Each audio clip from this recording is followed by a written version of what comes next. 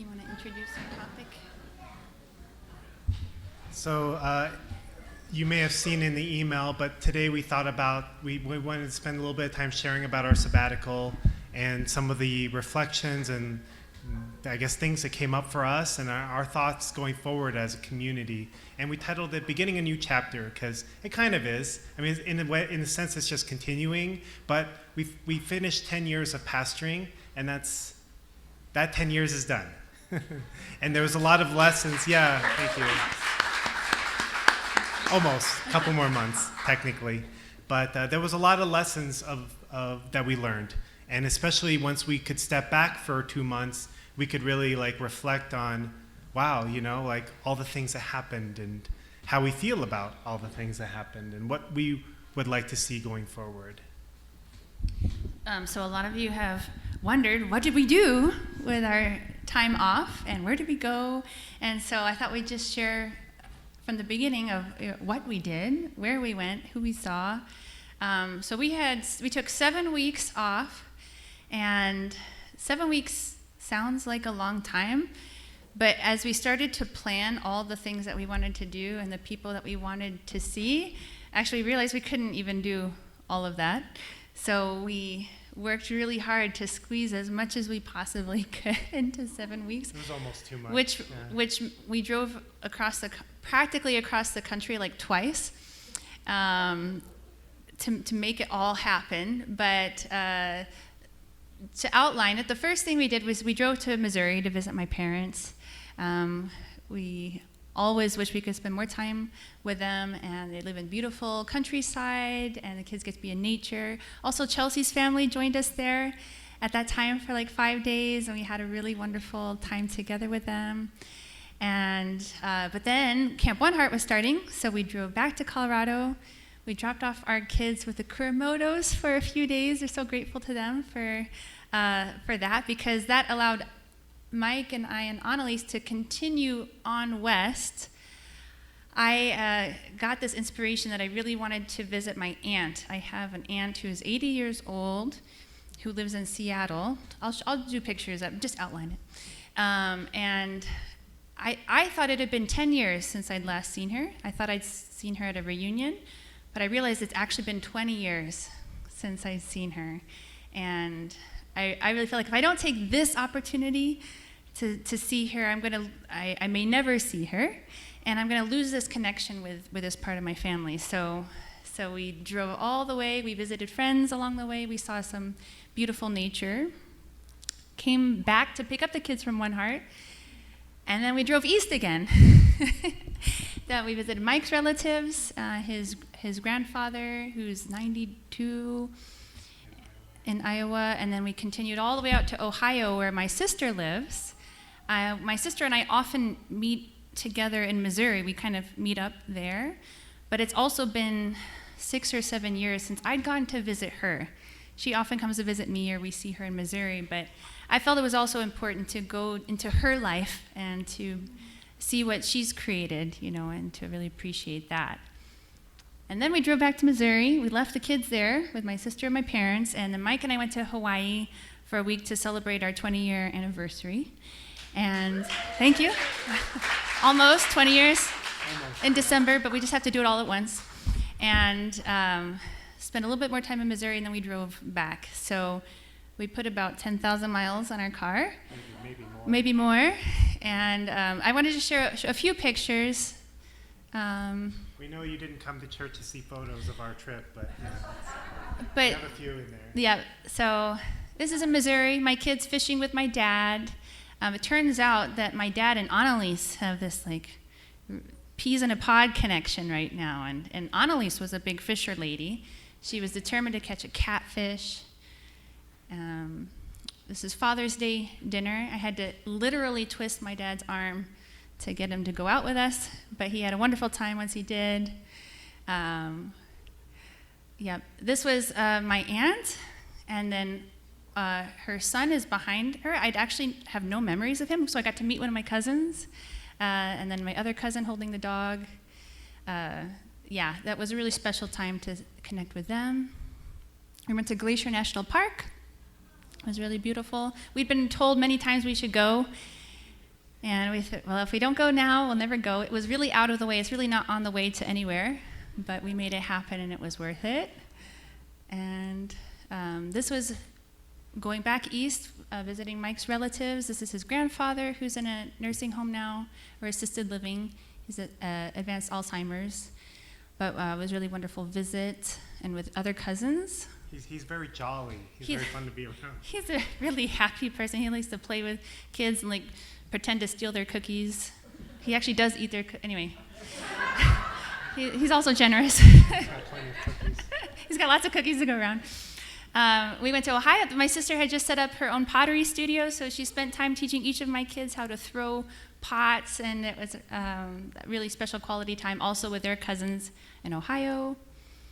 And this is in Hawaii. This is Volcanoes National Park. Got to see volcanoes. And we also spent a few nights at True Parents' house in Hawaii, and this is from there. Back in Missouri, my sister and her family. And if you didn't know yet, we got a dog. We adopted my sister's husband's parents' dog. So that's Honey, and she's part of our family now. So that's just a little recap and overview. If you want to know more, we can share more, but we figured we'd just let everybody know what we did with that time that you guys made possible for us. Speaking of which, we just really want to thank all of you for just managing and taking care of everything while we were gone. We've heard from a lot of people that things were different while we were gone. I don't know exactly what that means because obviously we weren't here, but I know that with the summer, many people were traveling. There wasn't as many people here. A lot of things were in flux. We weren't here, so it was probably extra work for the people who were volunteering on a regular basis to make things happen, like the crafts and the childcare and the food and the cleaning. So we just really want to acknowledge that and just really appreciate that and appreciate all of you who help with it. You know who you are. There are some specific people that we kind of asked to manage things while we were gone. I just want to acknowledge Justino and Elvis for doing all the emceeing while we were gone. I really, really appreciate that. Want to acknowledge my dad, Dr. Hendrick, for he gave a couple sermons, and he also managed a lot of things. And on top of that, he helped so much with the Sungwa. Like, we still had to do some things when we came back, but he really did like 95% of the work. And then on top of that, he painted the Yami house to the outside, and anything I was fed the snake. He took care. Well, him and my mom took care of not all of our pets, but a number of our pets. And yeah, feeding a snake is not like a fun thing to do exactly.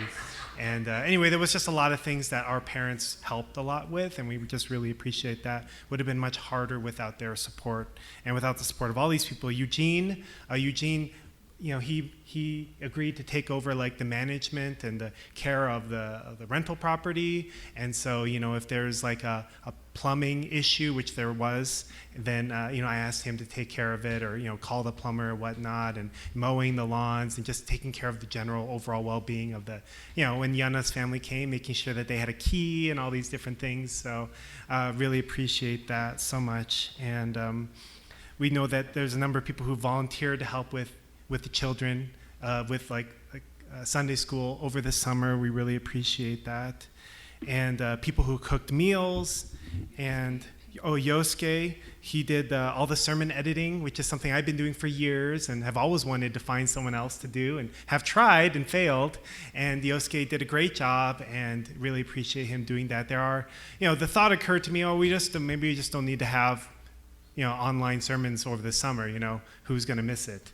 But, there are people who watch them, and we regularly get messages from people saying thank you for that message. And so, I'm glad that we can still keep providing that. And also Peggy was kind of like the go-to person while we were gone. So we don't even know how much work she did, but I'm guessing it was quite a bit. And she managed all the emails, and every time that there was a situation or whatnot that normally people would have reached out to us for, they reached out to her. So I don't know where she went, but thank you, Peggy. Yes, Sunday school, of course. Yes. And people gave sermons. We really appreciate everyone that gave a sermon. I know it's not an easy thing to give a sermon, get up here and kind of become vulnerable to the community, but we really appreciate it. We wanted to at least continue to have a quality message every Sunday. So David Fortune gave a message, Reverend Busing gave a message, Marjorie Busing gave a message, her first one in her entire life, she said. And Gary Fleischer and my dad gave 2 messages, and Mira Fleischer gave a message, and then Christian Galame gave a message. So we really appreciate all of you for doing that. Thank you so much. Let's give everyone. Yeah, thank you so much. I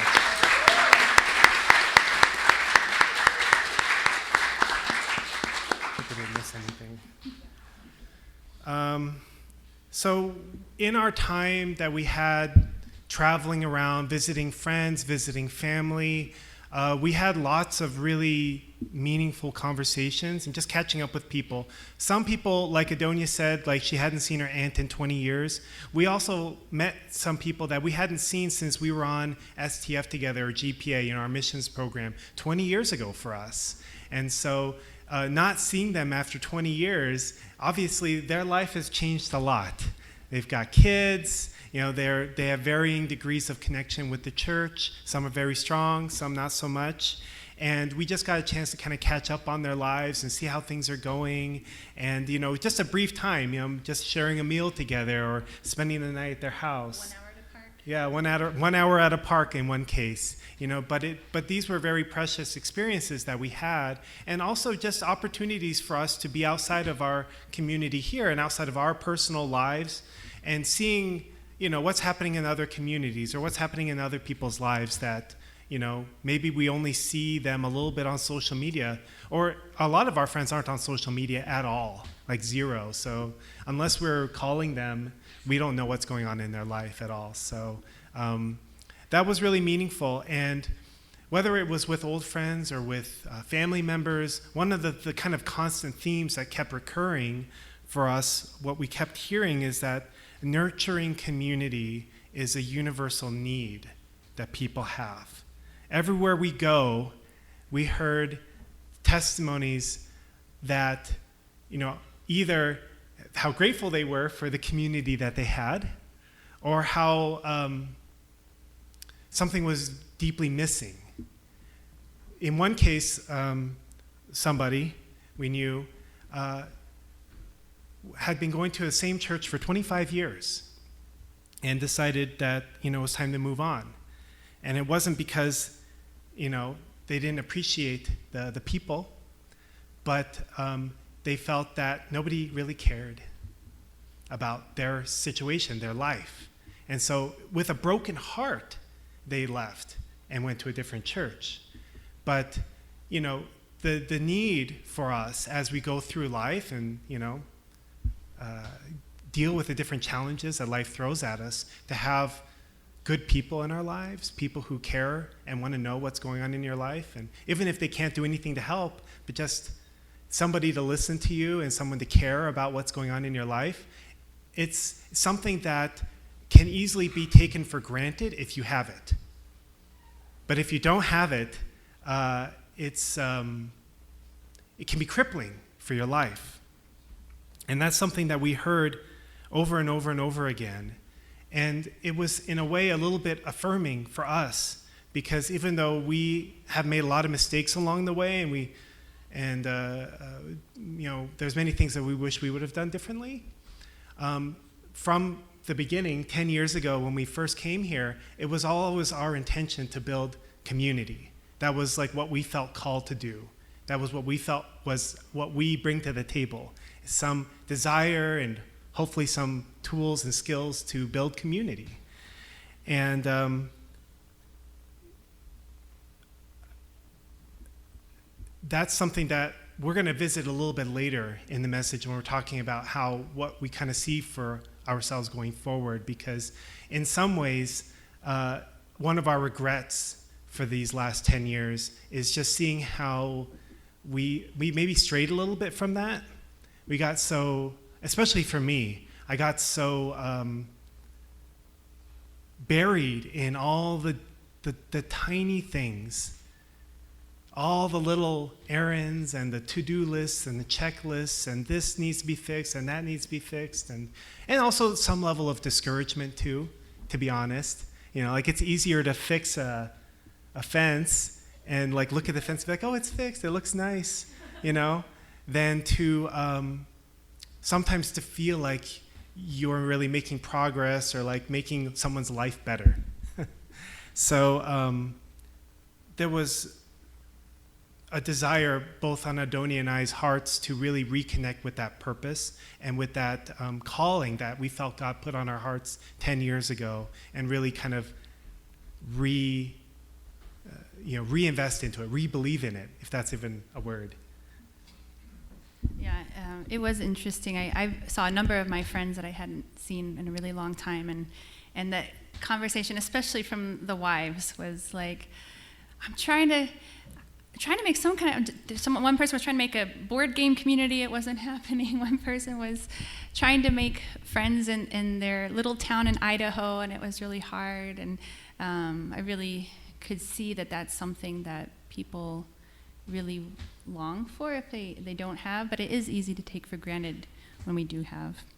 Another lesson that we learned, and I think especially myself, since I was the one who was, if Mike was organizing our sabbatical, we wouldn't have stayed home, but we might have just gone to a nice little all-inclusive, we couldn't have afforded an all-inclusive resort for 7 weeks, but just hang out somewhere and relax, which maybe would have been better for him overall. But anyway, I basically planned it all, and I organized seeing my family.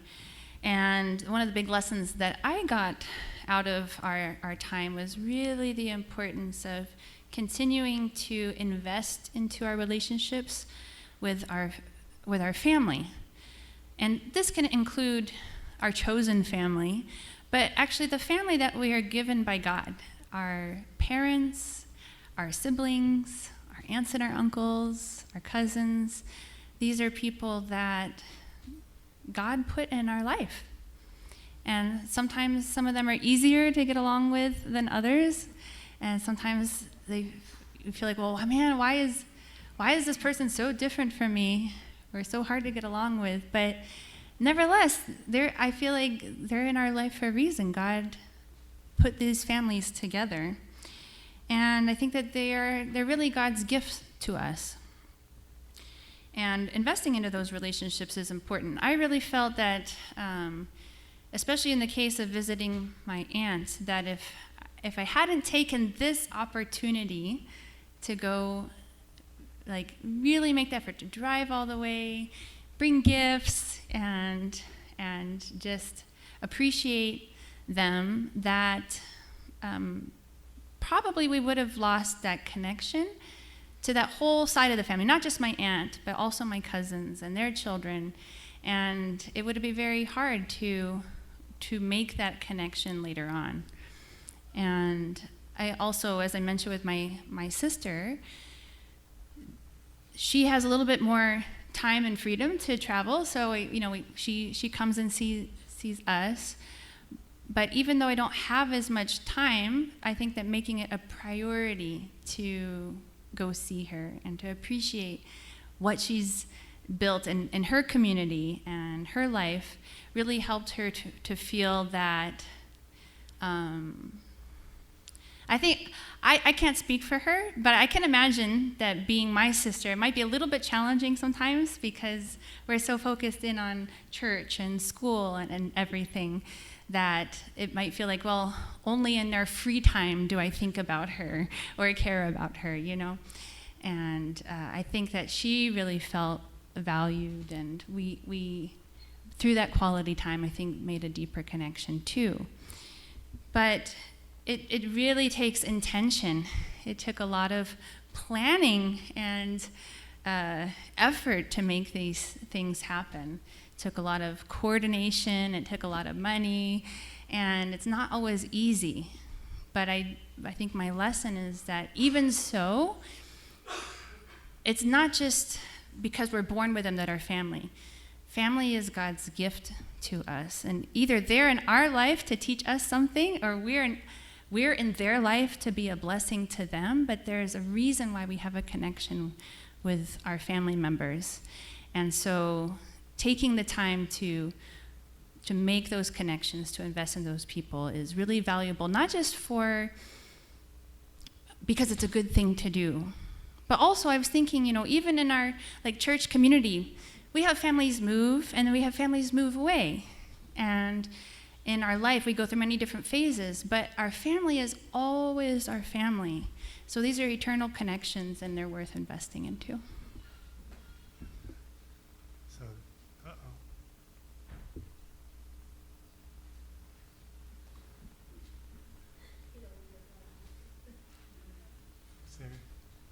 Oh, okay. So here's a quote we wanted to share from our founder, Reverend Moon. He said, "God is not interested in a world of worship and religion. This is not what we were created for. He wants a world of true families, a world where everyone becomes one with him, representing him in heart and love." So one of the other, lessons or points of reflection was that time passes very quickly. It doesn't feel like it's been 10 years since we first came here. And we were just entering our 30s, and now we're entering our 40s. And I don't know, it feels like it went by really fast. And, we just went on a 7-week sabbatical, and that went by really fast too. And I think it's just a reminder that for us that time goes quickly. And things that you think will last a long time are over before you know it. And I think one thing that we felt from it is that we want to be more intentional with our time. We want to be more intentional to be doing things that we feel are valuable, spending time with people that are, and making that time meaningful, because so much time can easily be spent doing things that are menial, we have to do the things that we have to do, right? But I don't know, sometimes, especially for me, I don't think this is so much for Adonia, but especially for me, I get more like, I feel like if my time is used, like if I'm busy a lot, then I'm being productive. And it means I'm more valuable in the sight of God or just whatever, or maybe in some ways that I'll draw less criticism. Honestly speaking, if I'm busy all the time, then I'm less likely to draw criticism to myself. But then I realized through all of this that, that's not a reason to be busy. Criticisms will come, and also praise and affirmation will come. But to live your life and to do the things that you do on a day-to-day basis, to try to avoid one or try to gain the other, is not, I realize, a good use of our time. And we really want to be more intentional to spend our time doing the things that we felt God has guided us here to do. Because it goes by fast. And, 10 years ago, we only had 3 kids, and our kids were so small at that time. You may remember, Mia clinging to Adonia, on stage, and the boys were 4, and just like that, it's not the case anymore. And just like that, I'll be doing the same thing 10 years from now. I'll be like, oh, our boys are 24, and our youngest is 18. So that's what things will look like for us in 10 years, and hopefully you all still be here, but some of you might not be. So there's that reality too. So time, it's something to be. It's not a small thing. We realize, we have to, how could it have happened that in 10 years, everything just, I don't know, it's gone. So anyway, that was something we thought about. So. Yeah. So to recap, our 3 main lessons learned is that nurturing community and investing in community is a universal need. That investing into our familial relationships, which are eternal, is important, and that time passes really quickly, and that we need to be discerning and intentional with how we spend it. So we're going to move into what we'd like to, what our commitments are going forward and what we want to be doing. And I do want to reassure you that we are here. I think I could say, I know that some people were like, are you sure you're going to come back? You might enjoy your freedom and never want to come back. But we are here, so I just want to say that we're happy to be back. We feel ready to be back, and we're excited to be back. And we're even more excited about the future and the things that we want to do with you. Yeah.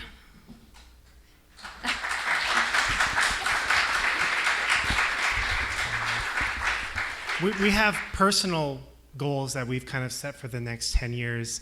And if you would like to hear more about that, we'd be happy to share them with you. But this isn't really the stage for it. But we realized that the reasons that we became pastors and the needs that we saw in both our local church community and nationally are all still there.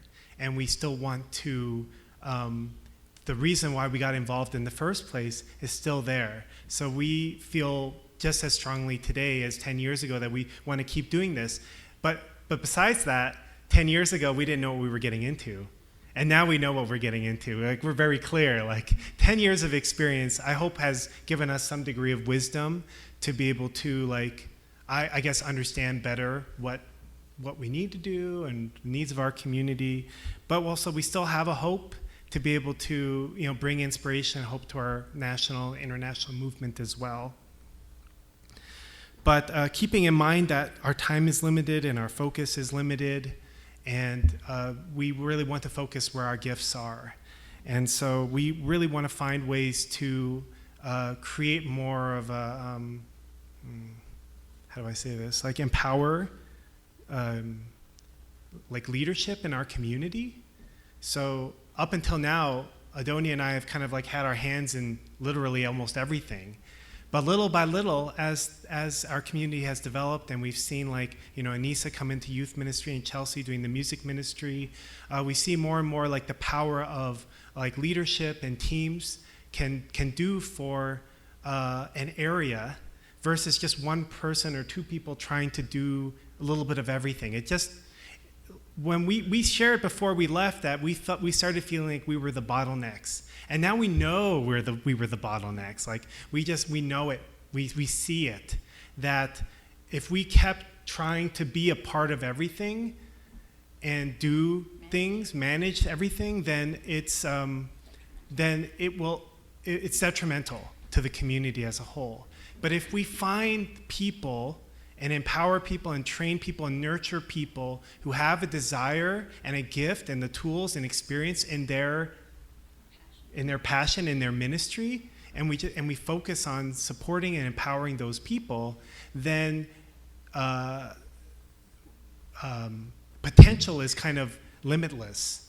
And so that's something that we've decided that we're really going to focus in on. It's not like we're going to stop doing the things that we're doing or we're going to drop the things that we've started, but we are definitely reassessing how much time I spend renovating buildings, for example. Way too much time, like so much time.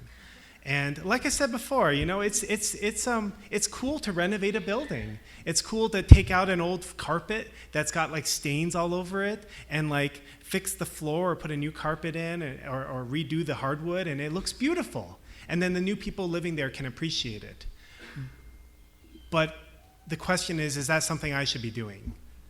And that the answer that I've came to, and other people have told me that I shouldn't be. And it's tricky because I do think it's important, but I've realized that I shouldn't be doing those things. I need to be stepping back and focusing on what we're here to do, which is pastoring the church and growing community and doing the things that we're passionate about and helping people to do the things that they're passionate about. That's what we should be focusing on.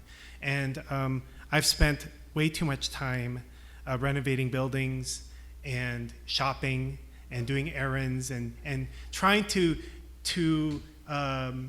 trying to work on a checklist that hasn't gotten smaller in 10 years. In fact, I've had checklists that I have discovered in my phone. I was like, oh, I didn't realize that checklist was still there. And it's got stuff I forgot about, But it just goes to show maybe some of that stuff's maybe just not important. Maybe it was only important to me, but maybe it's not important for the community as a whole.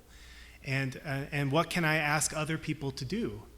And one thing that was really holding me back in the past was I didn't want to ask anyone to do anything that I didn't want to do. Because I'm like, well, if I don't want to do it, why would anyone else want to do it, But I realized a friend of mine actually, Artie, he asked me to read a book about it, and it showed me that, just because I don't like doing something doesn't mean that someone else may not get value out of doing that thing.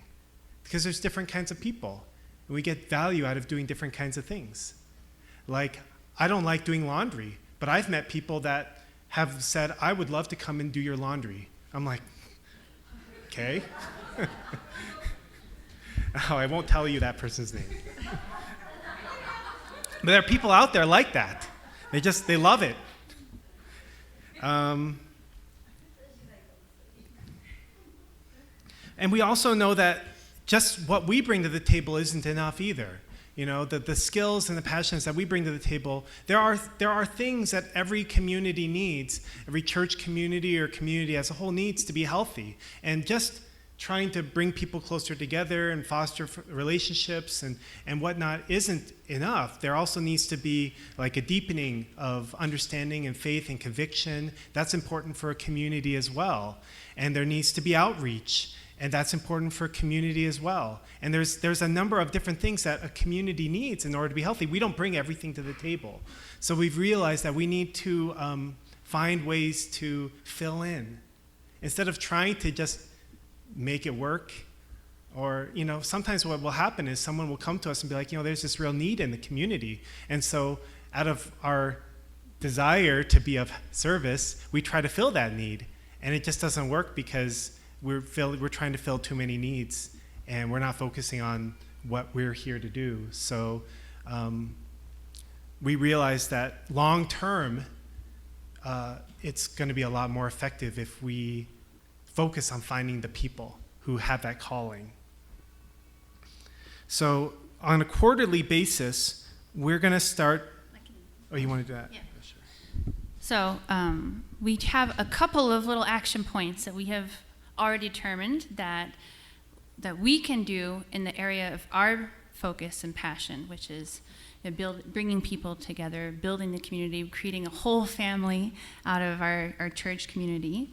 And one of the things that we're going to do is have a quarterly community gathering where once every 3 months, we just organize a time to get together, maybe a barbecue, maybe we could go to a park, maybe we could potentially use this space, set up the nice tables, have a big gathering here, and whoever wants to come is invited to come. Whoever wants, if people feel like they haven't had quality time with Pastor Mike and myself, that this is an opportunity where they can come and they can talk and share with us. Of course, you can always schedule something one-on-one with us too, but we want to just make sure that we're available to the whole community and that you guys are available to each other once a quarter.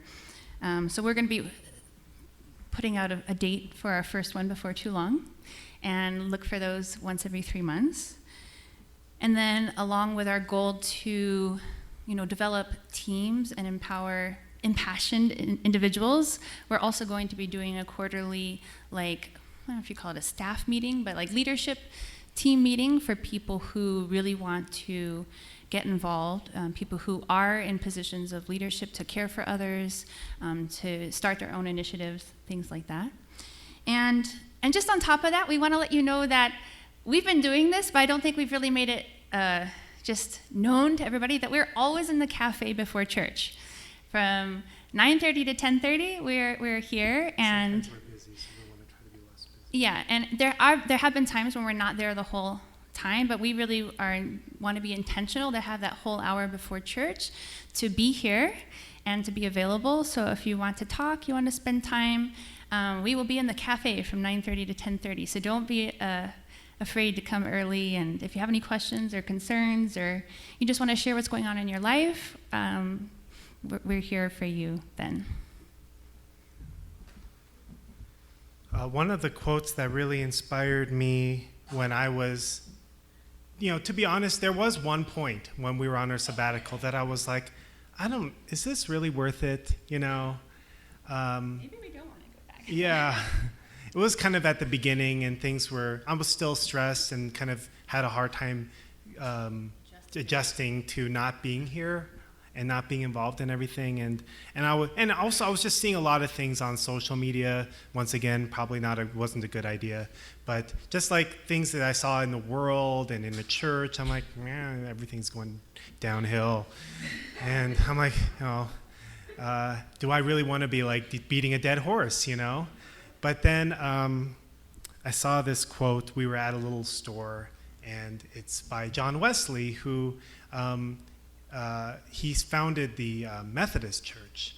And he said that do all the good you can, by all the means you can, in all the ways you can, in all the places you can, at all the times you can, to all the people you can, as long as you ever can. Which is like, and now that I read it in front of you guys, I'm like, who would say something like that? But apparently he did. And I started reading a book about him. He's a pretty amazing guy, but it kind of reminded me of like, well, what do I really want from my life? Do I want to just like sit back and live a life and just do my own thing? Because I have opportunity. I have an opportunity to have an impact in many people's lives, and we all do. And sometimes we get discouraged. I've gotten discouraged a lot. I think I was feeling kind of discouraged when I found this, but it kind of reminded me of like, man, maybe discouragement is just part of life sometimes. We can't expect life to always be going the way we want it to go. But this gave me some perspective, and to think, well, I have an opportunity to do something meaningful, to do something good. And we don't know what is going to come of all that. We may invest for 20, 30, 40 years, and we may see results and things happen that are completely beyond our expectations and hopes. And we may not. But it comes down to how do I want to live my life? So I found this quote to be really helpful for me, and kind of gave me some courage. It gave me some strength to not worry too much about what is the end result, but to think like, how do I want to live my life? But we one of the things we realize, it's not just like about us being empowered and be like, yeah, we're gonna like go do everything, no, we did that, and it was okay. I don't have regrets about the things that we did and the renovations that we did and all these different things, but we do want to do things differently going forward. But that means that we have to, we need your help, is kind of what it means. If you have a desire to do something, or if you have like a feeling like you want to get more involved, or you want to help with something, we need your passion and your desire to want to do something, because we need help. Like, we can't keep doing some of the things that we've been doing, we just can't keep doing them. And maybe it's okay to just let go of some stuff for a time, but I do feel like everything that we've tried to do because it was important. But also, I think something about this quote is that it's not saying you have to do everything. It's like, do what you can. We all have our own skills. We all have our own talents. We have our gifts that God gave us that is different from what our neighbor has. And so we're each uniquely positioned to be able to give something to this world if we see this as an opportunity, right? And if we decide to take it on, that Mike and I can't do, or your neighbor can't do, but if even like 15 people in this room were like, I want to do this, that would be such an incredible blessing to the whole community. So, we may be coming to some of you and asking for help with something or other. Obviously, you don't have to say yes, but just as a part of this kind of next chapter, we really want to try to share more responsibility, and we want you to be able to do something that you feel, like you get something out of it too. So that's important for us, sustainability-wise. There's one more quote that I wanted to share. This is from Hebrews. Let us hold tightly without wavering to the hope we affirm. For God can be trusted to keep his promise. Let us think of ways to motivate one another to acts of love and good works. So, is there anything else to say? That's it. I guess that's it. Thank you so much. All right. Please join me in prayer. Our Heavenly Parent, good morning. Thank you for a beautiful Sunday morning and all these lovely people who are together with us here today. We're so grateful for each person and each family, and even those who aren't here today. I pray that we can share your love with them as well. And as we go into our new week, I pray that we can reflect on how this summer has been, and as we head into the fall, which is the harvest season and a busy time, that we can be intentional with the efforts that we make and the connections that we build. And we can think about how can I prepare now to have a fruitful coming year? And in what way am I gifted, and in what way am I blessed that I can multiply this blessing to others? And I'm just so grateful for each person here. Really, without this community and without so much help and love and support, Pastor Mike and I wouldn't be able to be here. We wouldn't be able to be refreshed and to be excited about the next coming 10 years. And we really just invite you to be with us as we continue forward on this path together. And I offer this prayer in my name, Mike and Adonia Hendrick, bless and your family, amen, and adieu. Thank you.